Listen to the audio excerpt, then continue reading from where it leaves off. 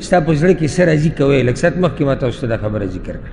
الحمدلله موږ سره شریعت دی او د شریعت پولې دي، د شریعت پولې دي او حدود دي. موږ به پکې هغه حدودو خیال ساتو. د دې دپاره ما دا حدیث تاسو ته وویه، د دعا ذکر کړې ده، وضلع الدین، او یا الله ما وساته د قرض د بوج نه، د قرض د بوج نه.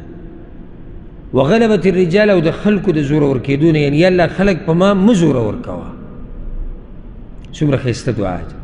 ښه یو مسله ته دا ذکر کړم، د قرض لین دین دا د هر چا په ژوند کې راځي، د رسول صلی الله علیه وسلم په ژوند کې هم راغلی دی. هغه قرض اخیستی هم دی، هغه قرض ورکړی هم دی. لازم د ژوند په یو وخت کې سړي ته ضرورت هغه راپېښېږي، او د غریبۍ سره خبره تړلی شوې نه ده. د غریبۍ سره دا مالداره چې دي دوی د غریبانو نه زیات د قرض لین دین کوي. نو رسول صلی الله علیه وسلم هم د قرض لین دین هغه کړی دی، قرض یې اخیستی هم دی او قرض یې ورکړی هم دی. دا څو دعاګانې شوې؟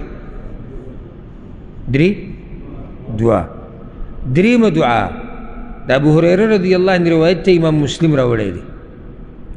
اکثر دا کم دعاګانو په دې منځ کې چې دا کم کلمات راځي که نه، یا د الله شان بیانېږي، د دې موږ وضاحت هم دې کتاب کې مخکې کړی دی. نو ډېر وضاحتونو ته ضرورت نشته. ابو هریره رضی الله عنه وایي د رسول صلی الله علیه وسلم په باره کې انه کان یقول اذا اوى الى فراشه، چې کله به رسول صلی الله علیه وسلم خپلې بسترې ته راغی نو دا دعا به یې غوښته.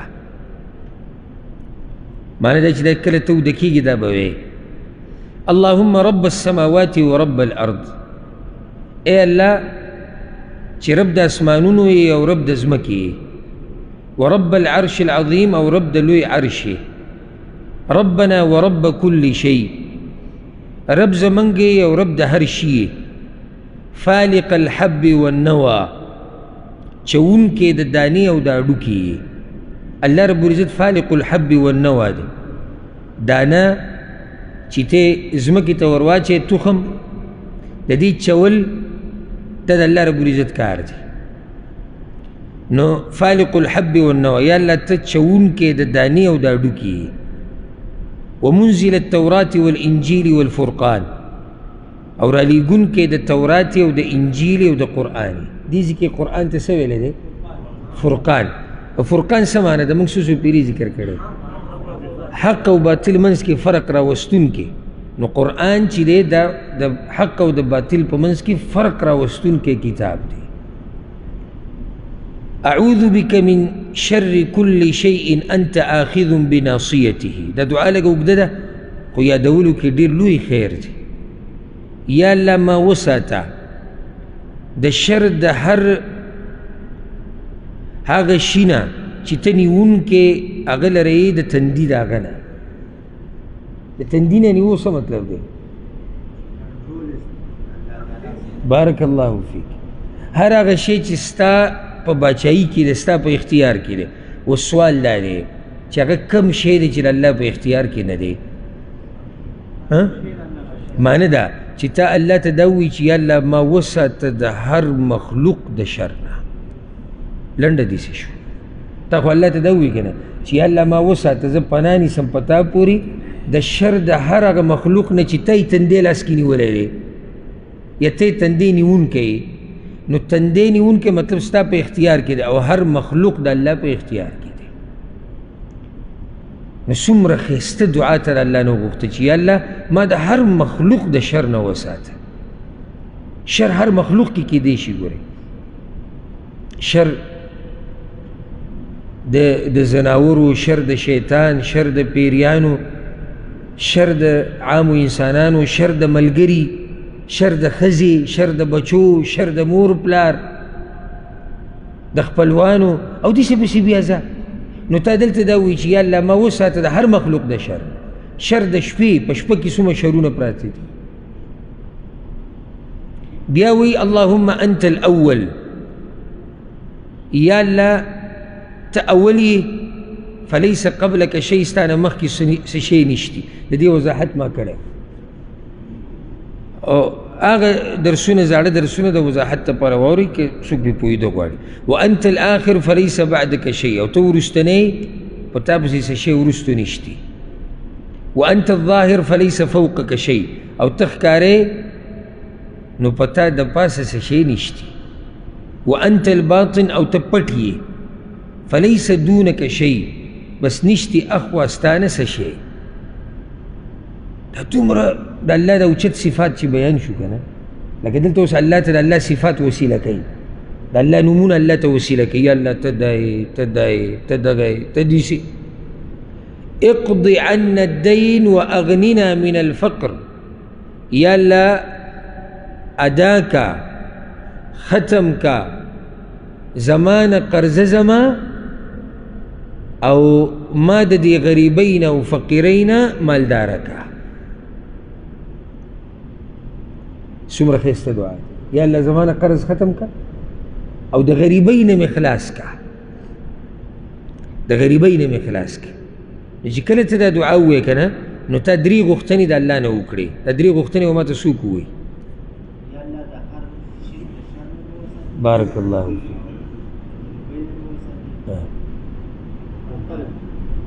اصل مسله چې کومې دپاره موږ ذکر کوو هغه د نه هېره شوه، هغه اصل مسله د نه هېره شوه. او څه قرض دې پکې ذکر نه کړو، هغه نور دې ذکر کړو. درې خبرې موږ د الله نه وغوښتې چې یا الله د هر مخلوق د شر نه مې وساته، یا الله د قرض د بوج نه مې وساته، او کوم قرض چې را باندې دی هغه ادا کا. معنی ادا کا الله یې داسې نه ورکوي چې الله یې په خپله د اسمان نه هغه ته راګزاري. مطلب دا دی چې یا الله ماله طاقت راکړه، ما ته اسباب اسان کړه چې زه دا قرض ورکړم. او درېیمه دا چې د دې غریبۍ نه ما او د دې فقر نه د دې نه ما خلاص کا، زما غریبي ختمه کا. او دې درېیمو خبرو ته موږ ضرورت لرو. نو یو دا دعا یاده کړئ، دا څویمه دعا شوه، درېیمه. څلورمه دعا دا روایت ته انس ابن مالک ته امام طبراني په معجم صغیر کې راوړی دی. ډېره ښایسته دعا ده دې کې. ګوره رسول صلی الله علیه وسلم معاذ بن جبل ته ویلو، معاذ بن جبل ته الا اعلمك دعاء تدعو به لو كان عليك مثل جبل دينا لأدى الله عنك. اے معاذ زه تا ته داسې دعا ونه ښیمه که چېرته تا دغه دعا وغوښته د الله نه، او په تا باندې د قرض، تا باندې د غرم را قرض و، رب العالمین به دا قرض ستا د طرف نه ورکړي. ستا د طرف نه ورکړي څه مطلب دی؟ الله به تا ته اسانه کړي.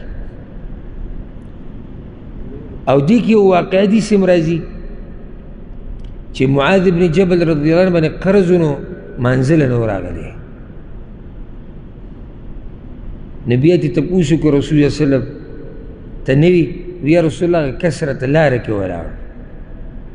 د قرض لیندین نیکانو خلکو هم کړی، والله دې موږ د دغه بوج نه وساتي. مونځ په سړي ګډوډ شي، غم خادي په سړي ګډوډه شي، عزتمند سړی پکې کمزوری شي، ذلیله شي. نه سړی به راشي تا ته به دومره قصې شروع کړي، ته به ورته سر به یې ټیټ نیولی غلی به ناست. یعنې دې چې دا قرضه پکې نه وي، دی ستا په مخ کې ړقېدی نه شي، نو به تا ته به نږدې او ته به ورته غلی ولاړې او جي جي جي جي بلکل جي جي، او د زړه نه یې والله خبرې. د قرض و بوج ډېر دروند دی، سړي د ملا تیر ماتوي. نو رسول صلی الله علیه وسلم معاذ ته دعا وښوه چې ته دا دعاګانې د الله نه غواړه، رب العالمین به ستا دا قرض ختم کي اگر که د غرم را قرض کي. نو دا دعا رسول صلی الله علیه وسلم معاذ بن جبل ته ښوولې ده. هغه دعا دا ده اللهم مالک الملک، اے الله اے اختیارمنده د باچاهۍ، یعنی څومره باچاهي چې ده د دې اختیار د چا په لاس کې دی؟ د الله په لاس کې. تؤتي الملک من تشاء، ته باچاهي ورکوې چا ته چې وغواړې. وتنزع الملک ممن تشاء، او راکاږي یا اخلي ته باچاهي د هغه چا نه د چا نه چې ویې غواړې.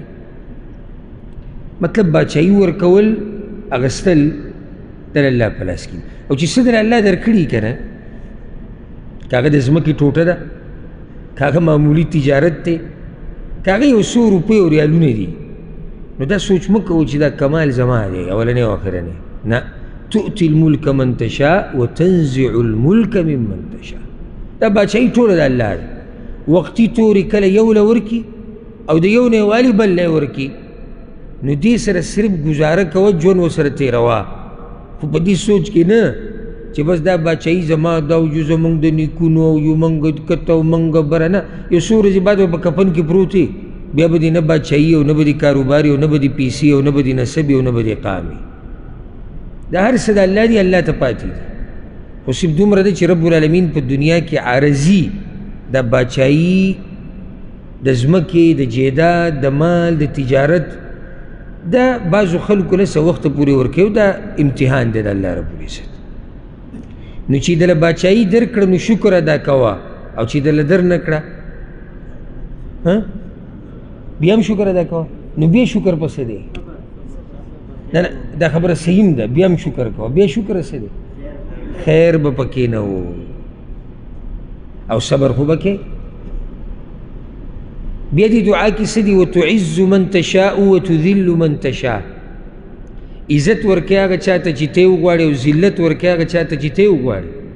او دا آیت سورة العمران کې دی. نو دې نه مسله ثابته شوه چې عزت او ذلت د الله په لاس کې دي. که ته غواړې چې عزتمند شي نو د هغه رب سره به رابطه مضبوطه. قرآن کې الله وی فلله العزة جميعا، عزت او د عزت ټول اختیار د الله په لاس کې. هغه سړی عزتمند دی چې الله یې عزتمند کړي، او هغه سړی ذلیله دی چې الله یې ذلیله کړي. که دا ټوله دنیا راولګي او تا ذلیله کوي که نه، او الله ته عزتمند کړی، نو هېڅ پروا مه کوه. ورب الکعبه که د ویښتو امر ذلت تاله څوک درکړي، د یو ویښته امر ذلت. او چې کله الله رب العزت یو انسان لره ذلیله کړي، لکه دا ټول مخلوق راپاسي د دنیا دا که نه، او دې سړي له عزت ورکول غواړي، دی نه عزتمند کېږي. دا عزتونه ورکول د الله کار دی، د دې عزتونو اخیستل د الله کار دی. الله دې موږ له عزت د دنیا او د آخرت راکړي، او الله دې موږ د دنیا او د آخرت د رسوایي او د ذلت نه وساتي. بیدک الخیر، ټول خیر ستا په لاس کې دی. الله اکبر. ټول خیر ستا په لاس کې دی. انک علی کل شیء قدیر، ته په هر شیز باندې قادر یې. هسې دې خبرې ته مو خیال دی، دی خو فریاد کوي ځکه غواړي چې الله د قرض ختم کړي. نو وی الله ته د باچایانو باچا یې، نو چې د باچایانو باچا دی نو د هغه په وس کې شتي چې ستا دا قرض څه کړي؟ ختم کړي. دویمه، عزت او ذلت ستا په لاس کې دی. نو چې عزت او ذلت ته چا په لاس کې دی، هغه سره اختیار شتي چې ستا دا قرض ختم کړي. وی ټول خیر ستا په لاس کې دی. نو چې ټول خیر د چا په لاس کې دی، هغه سره د اختیار شتي چې ستا دا قرض ختم کړي. وی ته په هر شیز باندې قادر یې، نو چې په هر شیز باندې قادر دی، نو هغه په دې قادر دی چې ستا دا قرض ختم کړي. زما په دې خبرو ورسېدی او که نه؟ زه غواړم چې د دعا تاسو کله د الله نه غواړئ چې سم پې پوهه یې چې زه د الله نه څه غواړم، د زړه د کومې نه. ها، رحمان الدنیا والآخره. الله اکبر. ته یا الله ته رحمان، ته مهربانه، ته رحم کوونکی د دنیا او د آخرت یې. یعنی ستا مهرباني په دنیا کې هم ده، ستا مهرباني په آخرت کې هم ده. تعطیهما یا تعطیهما من تشاء. ته دا دنیا او آخرت چې چاته وغواړې ورکوي. وتمنع منهما من تشاء. او ته چې د چا نه دا دنیا بند کړي یا آخرت بند کړي، نو ته یې بندولی شي. نو اوس کوم رب سره چې دنیا او آخرت اختیار دی، چا له یې ورکوي ورکولی شي، څوک ترې منع کوي منع کولی شي، هغه ستا دا قرضې ختمولی شي. نو څه غواړي د الله نه؟ د الله دا دومره اوچت شان چې بیان شو که نه، نو هغه د دې دپاره ارحمني رحمة تغنیني بها عن رحمة من سواک. یا الله په ما باندې داسې رحم او شفقت او مهرباني وکړه که نه، چې هغه ما بې پروا کړي د هر هغه چا د رحم او د کرم او د شفقت نه چې ستا نه علاوه دي. په بله طریقې سره ترجمه وکړم، یا الله په ما داسې مهرباني وکړه چې د مخلوق د مهرباني نه مې بې پروا کړي.